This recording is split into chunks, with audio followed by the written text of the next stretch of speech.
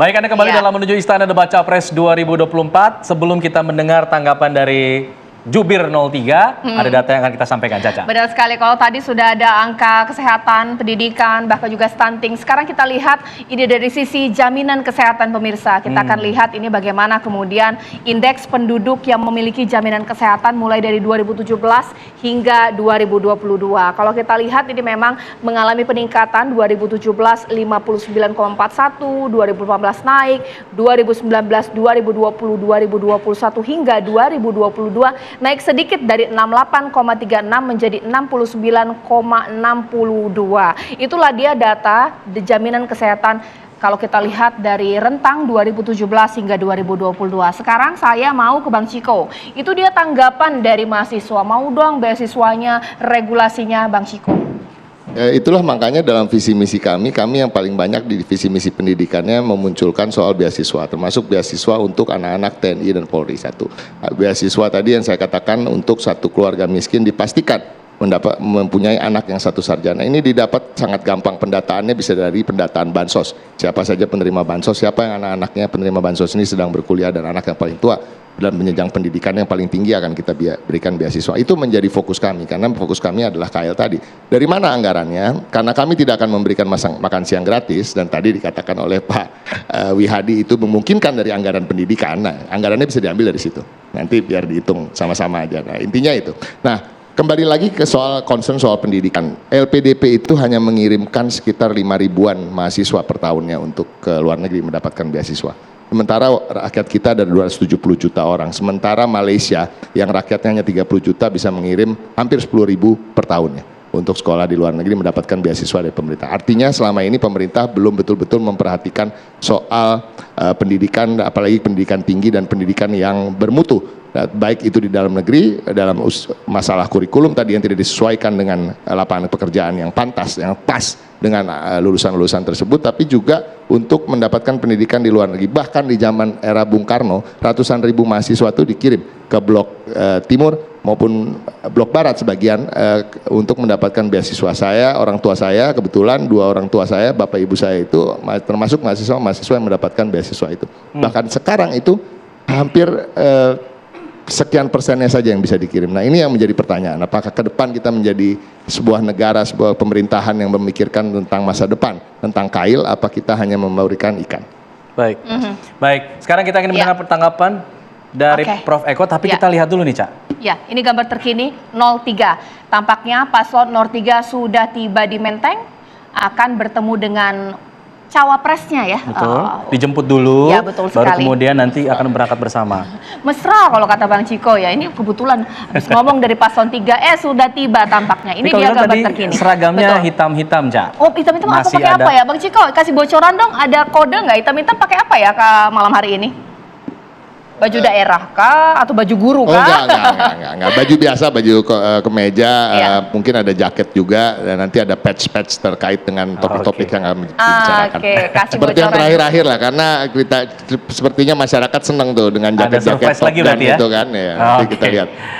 Baik, sekarang kita ingin ke Prof. Eko nih untuk menanggapi. Kalau kita lihat dari sisi kebijakan publik, kebijakan soal pendidikan sepertinya tidak terlalu seksi dilihat oleh pemerintah karena hasilnya tidak begitu langsung kelihatan. Tidak seperti proses pembangunan infrastruktur dan lain sebagainya. Nah, ini bagaimana seharusnya pemerintah bersikap mengenai hal ini? Ya, untuk pendidikan tinggi, saya pikir persoalannya itu memang ada beberapa ya. Jadi saya memang lihat ada kebijakan yang kontradiktif ya.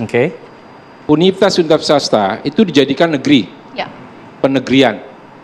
Tapi universitas negeri itu dijadikan otonomi, PTNBH. Ini suatu kebijakan menurut saya yang confusing, membingungkan itu. Nah, apa yang terjadi di swasta itu mahal ya biayanya.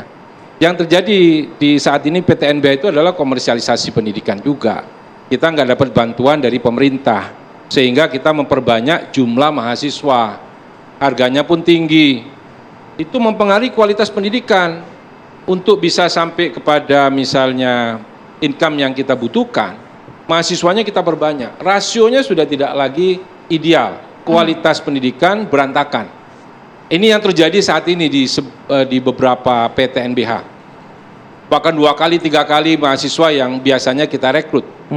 dengan tambahan dosen yang sangat sedikit sekali gitu. Nah, pada sisi lain biaya pendidikan menjadi mahal. Saya setuju tadi LPDP menjadi instrumen. Tahun ini dana akumulasi LPDP kan 139 triliun. Rata-rata 20 triliun dibagikan untuk bidang pendidikan. Tetapi harus targeted. Nah, kan mahasiswa banyak yang terjerat pinjol ini. Pinjaman online untuk biaya kuliah. Saya usul bagaimana kalau LPDP itu ngasih pinjaman.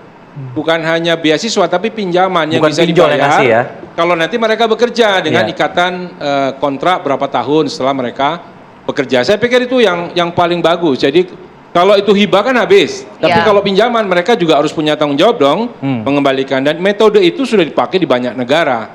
Jadi pinjaman mahasiswa dari pemerintah yang akan dikembalikan pada saat mereka bekerja nantinya. Gitu. Oke, Prof. Swaib silahkan menanggapi. Baik, memang kalau kita bicara sumber daya manusia diproduksi dari perguruan tinggi, memang saya setuju tidak bisa kita dapatkan hari ini juga.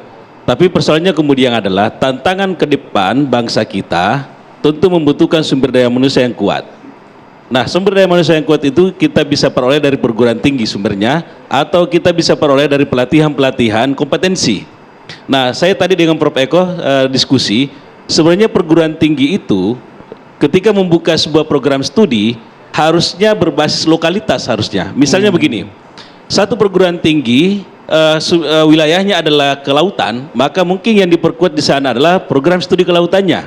Ya, seperti misalnya di Undip. Undip itu membuka satu program studi kelautan, itu di kuliahnya di daerah, betul-betul di daerah pesisir pantai, misalnya gitu. Nah, misalnya Banten itu kan termasuk daerah yang sekarang ini Untirta lagi merintis misalnya Fakultas Perikanan, karena orientasinya ada lokalitas. Nah, kalau misalnya kita sudah mengarah ke sana, ya paslon calon presiden ini, pasangan calon presiden ini yang ada di depan teman-teman ini sebagai